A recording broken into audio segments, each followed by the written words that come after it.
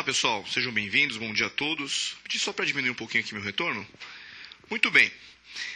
Hoje então nós vamos tratar de um tema relacionado ao direito civil, ligado à teoria geral dos contratos, né? Uma espécie de garantia contratual, um tema bastante cobrado, até porque na maioria das provas esse tema é comparado com outro tema similar dentro do direito do consumidor, que é o tema de vícios redibitórios, né? Então, quando nós estamos falando desse tema, vícios redibitórios, isso inevitavelmente surgirá uma questão atrelada à disciplina de direito do consumidor. Então, nosso objetivo aqui qual é?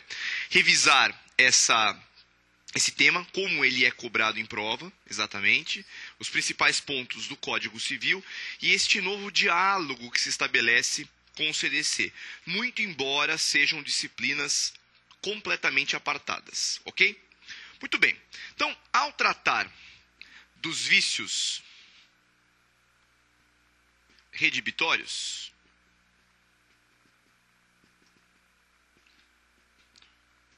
o Código Civil insere ele como uma garantia contratual. Ok? E esta garantia contratual, ela, como regra, ela é aplicada aos contratos onerosos e comutativos. Onerosos e comutativos. Existe uma exceção expressa no próprio Código Civil relacionada à chamada doação onerosa.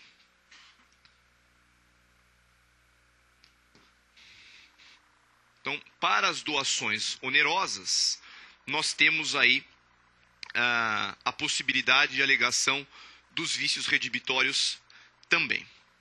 Legal, pessoal. Agora, quando se fala em vícios redibitórios, a primeira questão é o que é um vício redibitório? O que se entende por um vício redibitório? E o vício redibitório deve ser entendido de uma maneira bem técnica. E é esse, talvez, o principal aspecto que diferencia essa disciplina do direito do consumidor. Então, vamos a uma definição. Os vícios redibitórios, por definição,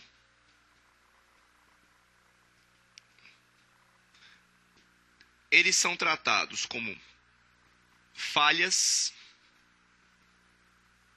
ocultas na coisa, objeto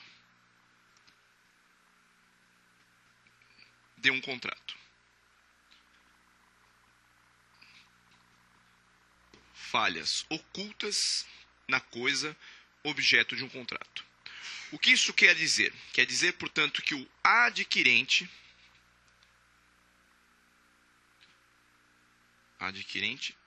não nota a falha no momento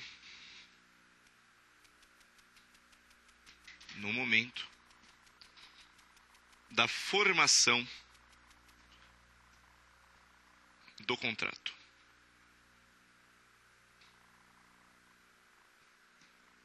Ou seja, ela não é perceptível num primeiro momento. E por esta razão, como ele não nota, ele acaba adquirindo um produto, acaba adquirindo um bem, e esse bem acaba não se prestando à utilidade central. Ok? Então a ideia é essa. Todo produto, né, todo bem deve necessariamente, ao circular em relações econômicas, que são relações contratuais, apresentar algumas características, especialmente aquelas que compõem a oferta, ou que compõem o núcleo central do contrato. Se você compra algo, este produto, esta coisa, deve apresentar algumas características mínimas. Legal. Quando se fala, portanto, de um vício redibitório, é justamente uma falha que incide sobre estes elementos. O produto, a coisa, não se presta de maneira útil à circulação, ou ao uso, ou à fruição. Muito bem. Por esta razão, pessoal, quando nós estamos falando dos vícios redibitórios, eles nos trazem duas consequências diferentes. Quais são as consequências diferentes? Então, a falha tem como consequência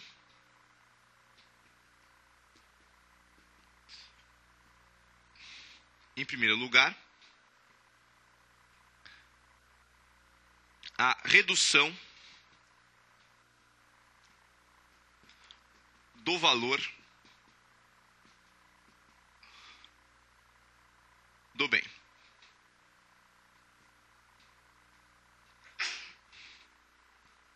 Ou a segunda consequência, inadequação para o seu uso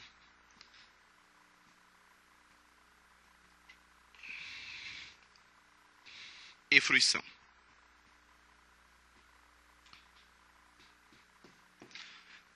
Redução do valor do bem, inadequação para o seu uso e fruição. O ponto é, para cada consequência, existe uma tutela específica, uma tutela processual.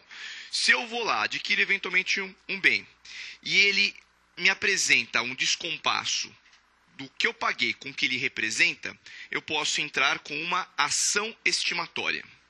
Então, a tutela processual, para este caso, é a famosa ação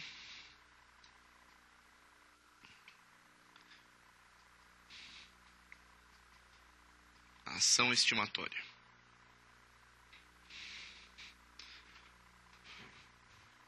Ok? Ação estimatória, também chamada quanti minoris. E qual é o objetivo dessa tutela? Eu quero manter o contrato, mas eu quero a redução desse valor, dessa desproporção. Um exemplo hipotético, mais fácil de entender.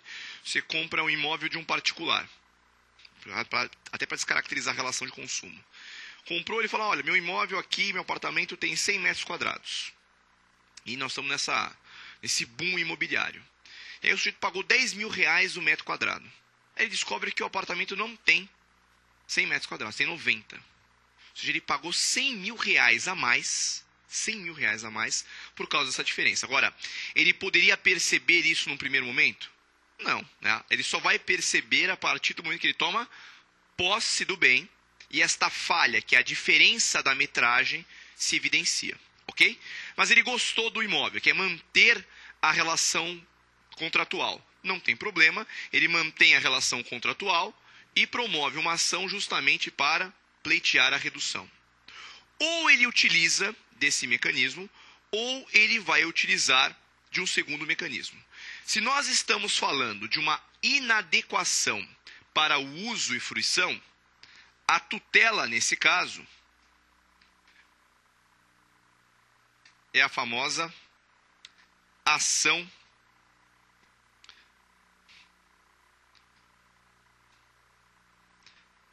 redibitória. Ação redibitória. Nesta ação redibitória, qual é o objetivo, pessoal? O objetivo, nesse caso, é pleitear a rescisão do contrato.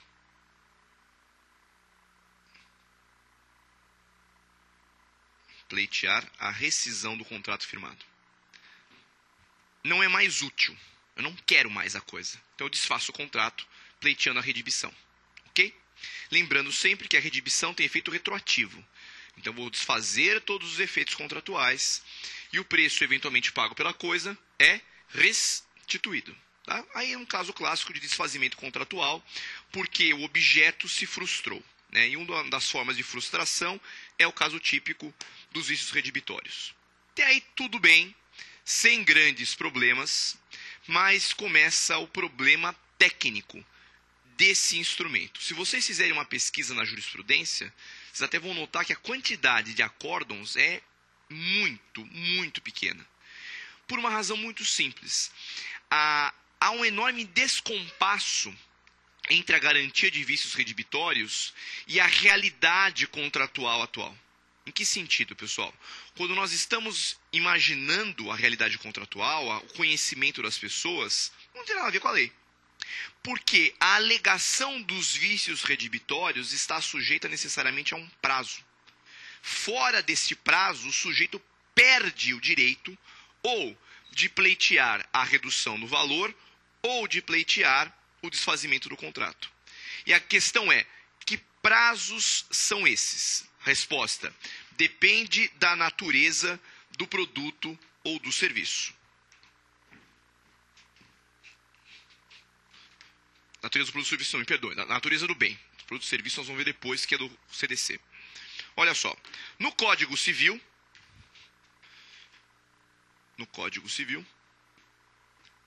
os vícios redibitórios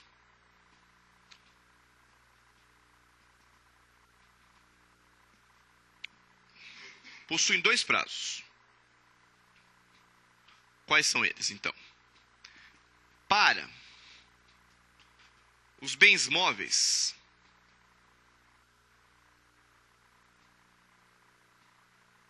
a regra geral,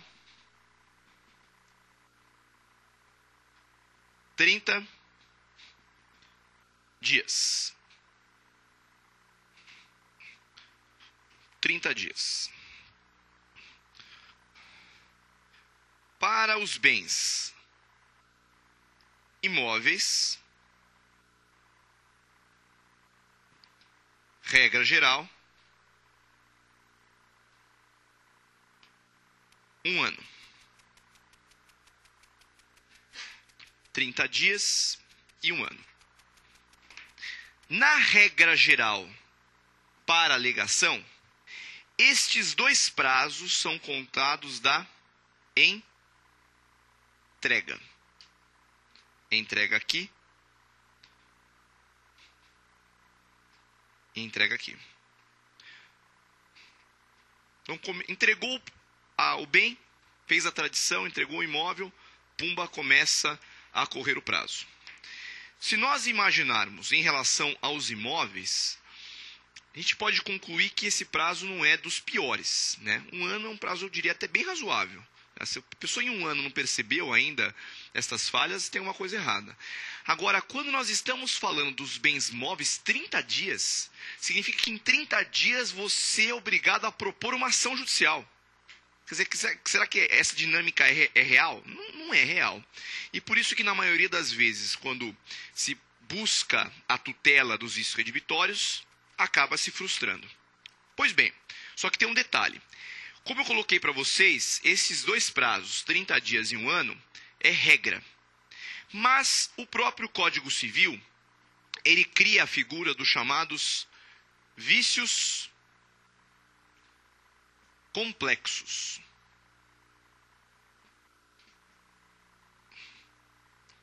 Vícios complexos.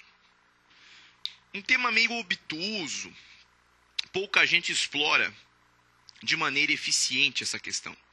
Os vícios complexos são aqueles cuja manifestação, os vícios complexos são aqueles cuja manifestação depende de um prolongamento temporal. Dependem de um prolongamento temporal. Ou seja,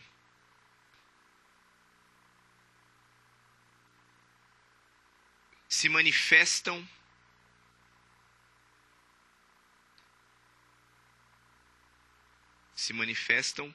após um longo período de uso e fruição. Se manifestam após um longo período de uso e fruição. Ok? É isso. Ah, mas como é que eu vou saber se é um vício complexo ou se não é um vício complexo no caso concreto? Gente, cada caso é um caso. Nós vamos ter que investigar para ver o melhor enquadramento naquela situação específica, tá? De fato, nós não vamos achar muita coisa discutindo essa questão. Porque a maioria das discussões, como nós vamos ver, migram para o direito do consumidor, sai um pouquinho do direito civil. O ponto é, se for uma relação civil, não for uma relação de consumo, tratando-se de vícios complexos, para os bens móveis, o prazo passa a ser de 180 dias. 180 dias. Para os bens imóveis, o prazo continua o mesmo. 1 ano. 180 dias, 1 ano. Falou, ué, mas e aí, o que acontece?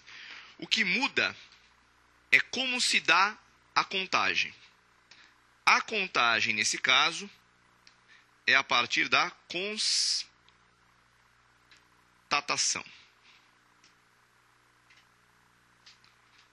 Então, para os vícios complexos, vou contar 180 dias e eu vou contar 1 ano da constatação. Ou seja, a partir do momento em que o vício se evidencia. Então, quando o vício se evidenciar, começa a contar o prazo. Ok?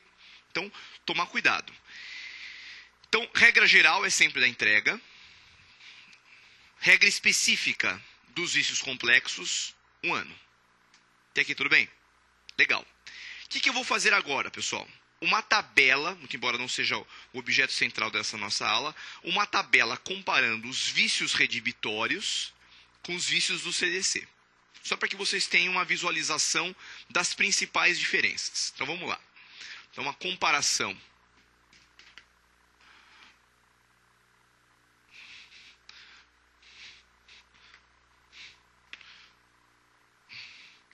Uma tabela comparativa.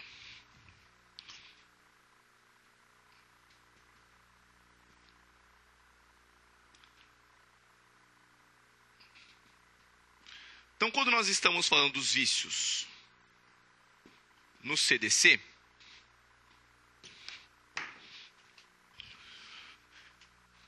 eles envolvem tanto os vícios aparentes, como também os vícios ocultos. Já, quando nós estamos falando dos vícios redibitórios,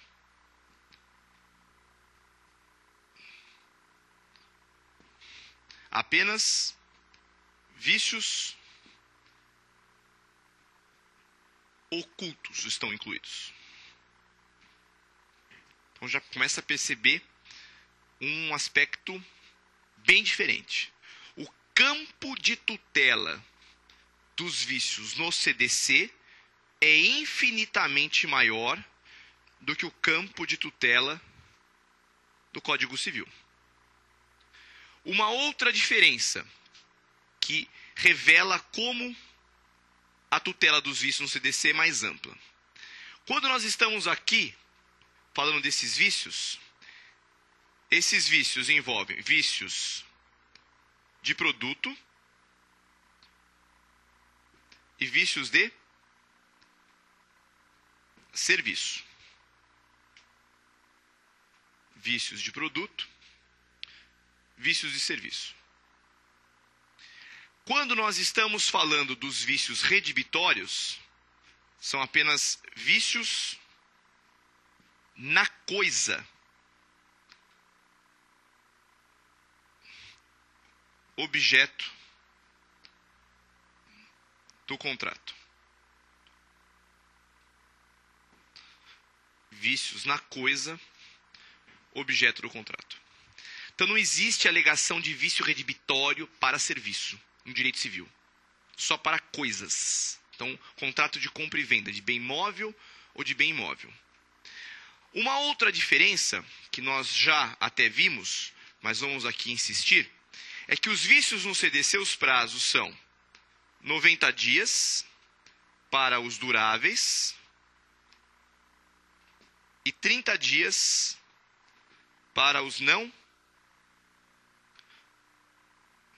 duráveis.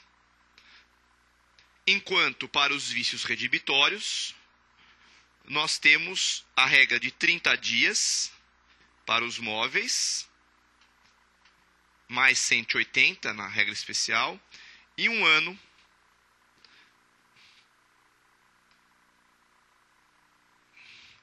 para os imóveis. Tudo bem?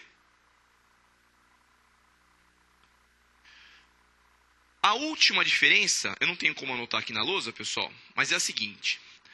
Nos vícios do CDC, os vícios aparentes, o prazo é contado da entrega.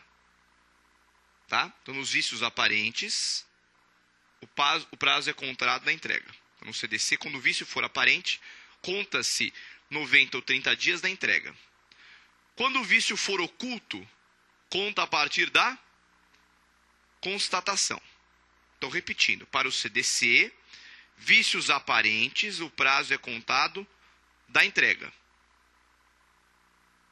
Vício oculto, da constatação. Ok? Já os vícios redibitórios, eles são contados como regra da entrega, e quando o vício for complexo, a partir da constatação. E quando o vício for complexo, a partir da constatação. Tudo bem? Então, olha só, olha, a grande diferença é essa. Os vícios redibitórios são sempre ocultos, sempre. E a regra dos vícios redibitórios no Código Civil é a partir da entrega. Já a regra dos vícios ocultos no CDC é a partir da constatação. E o que isso permite? Obviamente permite uma proteção muito maior. Ok? Legal. Existe atualmente uma discussão doutrinária que envolve mais o direito do consumidor do que o direito civil, que é aquela relacionada aos bens imóveis. Vejam vocês aqui. Os imóveis, dentro da dinâmica do direito do consumidor, vão ser enquadrados como produtos duráveis, certo? Então, o prazo que você tem de alegação é um prazo de 90 dias. Se eu analisar esta regra de 90 dias, comparada com a do Código Civil, qual é a mais vantajosa? A do Código Civil, porque fala de 1 ano. Então, o prazo é maior. Por esta razão, alguns autores entendem o seguinte, que ao interpretar esta regra, é necessário realizar uma interpretação sistematizada, especialmente pela influência de um autor chamado Eric Jain, que fala do chamado diálogo das fontes. Né? Esse autor, que é um que desenvolve essa teoria do diálogo das fontes lá para o direito internacional, ele é absorvido, né, de uma maneira muito intensa pela doutrina, especialmente do Rio Grande do Sul, professora Cláudia Lima Marques. E ela traz essa teoria, né, que permite o diálogo, uma interpretação mais sistematizada e sempre uma interpretação mais favorável ao consumidor. Então, nesse caso, é melhor aplicar a regra do Código Civil em detrimento da regra do CDC. Só observando um detalhe. Isso não está expressamente no CDC, ok? Isso é uma interpretação doutrinária. Então, eu queria que vocês fizessem uma observação, que é a seguinte. Lá embaixo. Alguns autores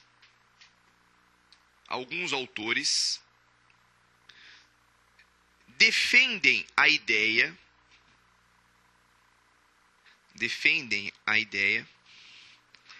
da possibilidade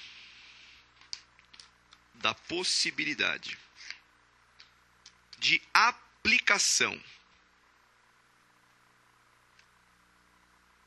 do prazo dos bens imóveis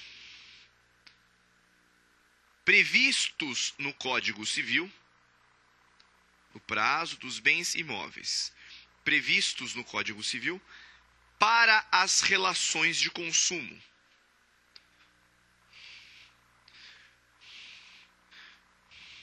Pois trata-se de norma,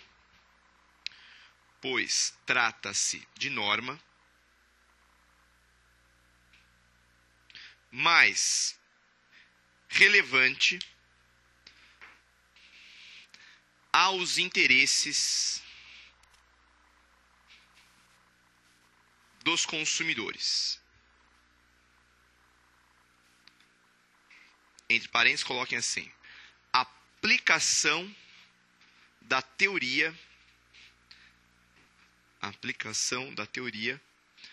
do diálogo das fontes. Aplicação da teoria do diálogo das fontes. Tudo bem? Sem problemas até aqui? Legal, pessoal. Então, isso é especialmente da Cláudia Lima Marques. Ou seja, todos aqueles que pretendam prestar qualquer concurso, especialmente Rio Grande do Sul, Paraná, Santa Catarina, devem tomar um pouco de cuidado com esta interpretação. Tá? Essa é uma interpretação mais evidenciada nesses tribunais desses estados, e depois desses 3 tribunais, nós também temos uma evidência marcante no Tribunal de Minas Gerais. Tá? No estado de São Paulo, né, e de modo geral nos tribunais do Norte, Nordeste e outros tribunais do Centro-Oeste, nós não temos a evidência tão marcante. Okay? Algumas decisões do Rio de Janeiro aparecem também nessa linha, mas são decisões mais isoladas. É mais o Rio Grande do Sul, de modo geral, e os outros 2 estados também, Paraná e Santa Catarina. Ok?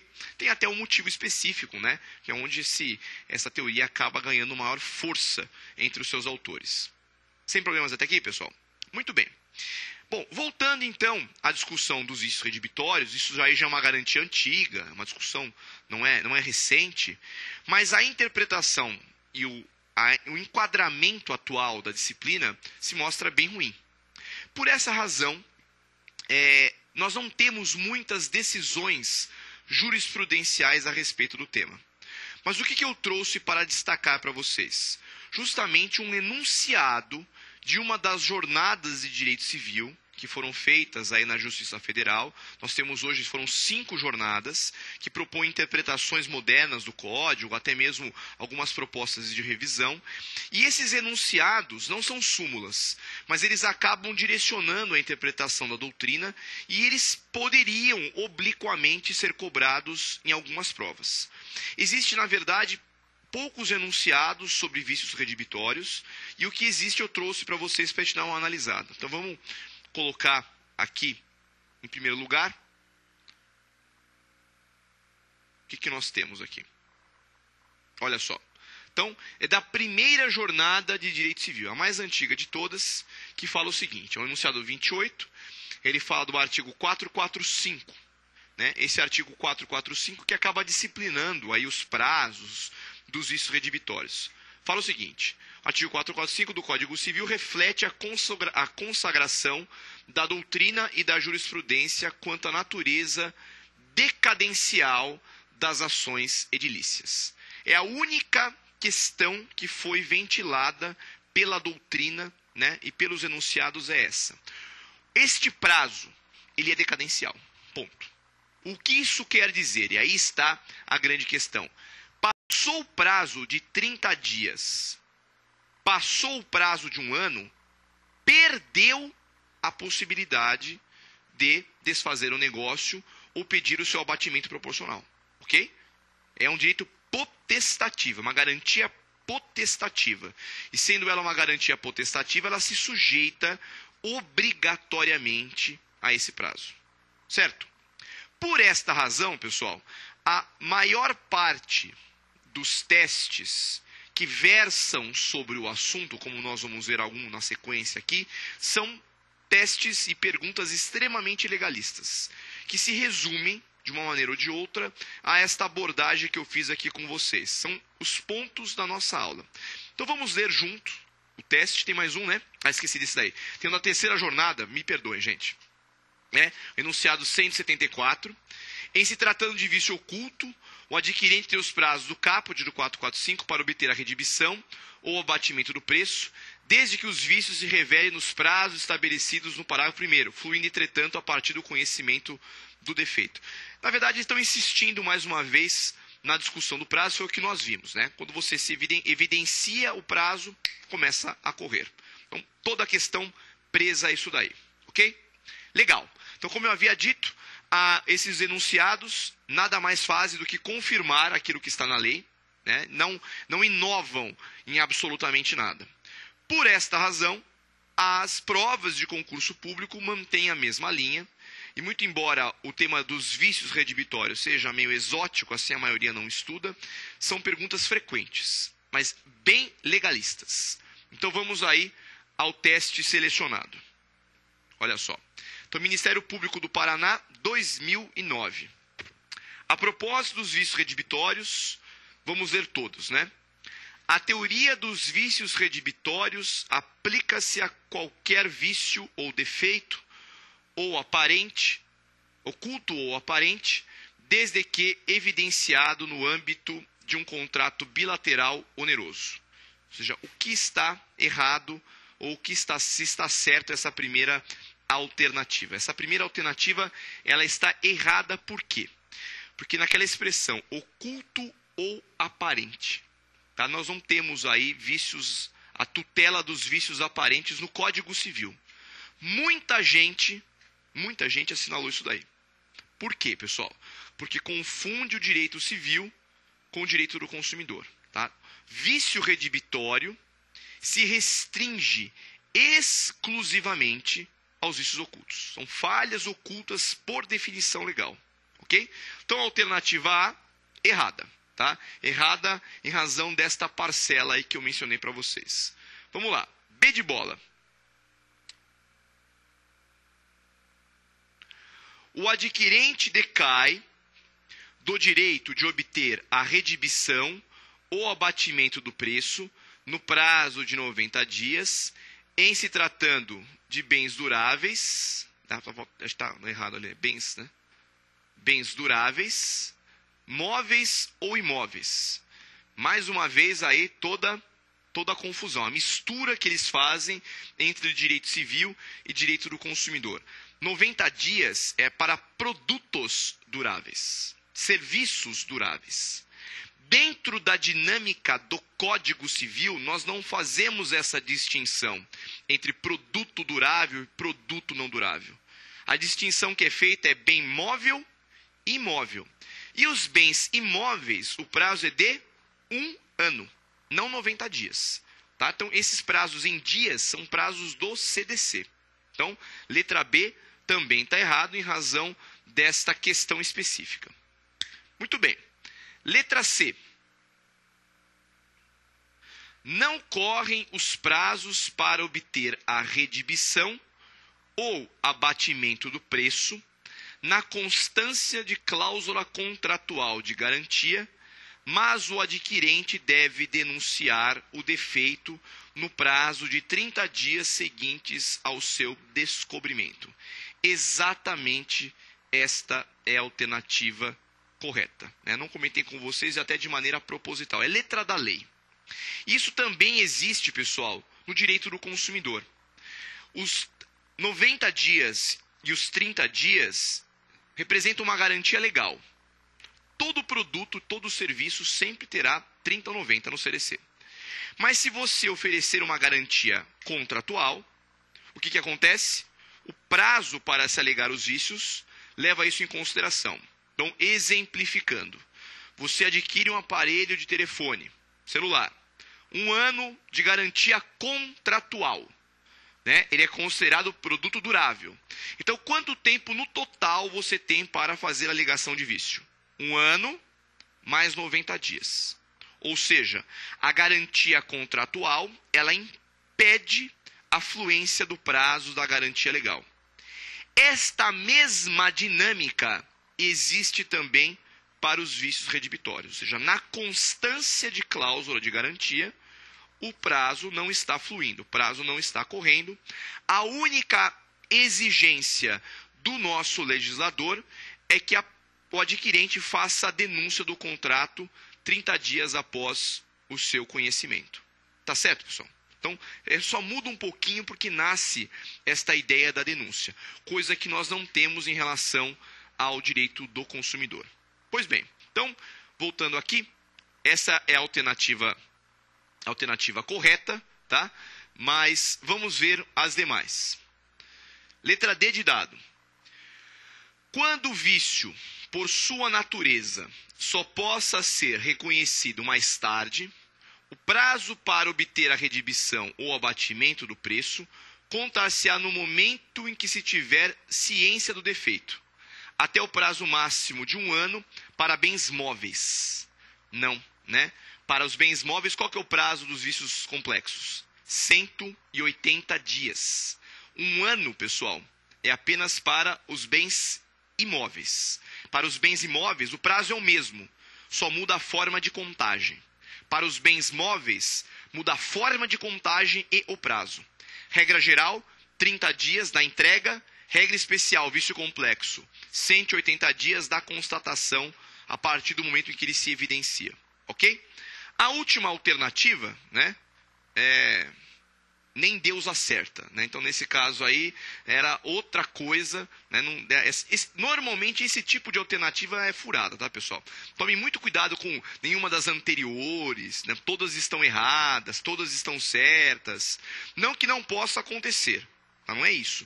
Mas fiquem atentos, porque isso é meio furada, via de regra. Ok? Tudo bem até aqui? Então, o objetivo da aula era revisar esse ponto bem específico do Código Civil, né? É um tema que, como vocês notaram, ele sempre é cobrado de maneira híbrida, ele aparece misturado com o direito do consumidor e as pessoas têm uma tendência a misturar os prazos do CDC com o do Código Civil. Então fiquem atentos, especialmente aos prazos, tá? Se aparecer em dias, normalmente é no CDC, 30 e 90. Tudo bem? Agradeço a atenção de todos, até a próxima, tchau, tchau.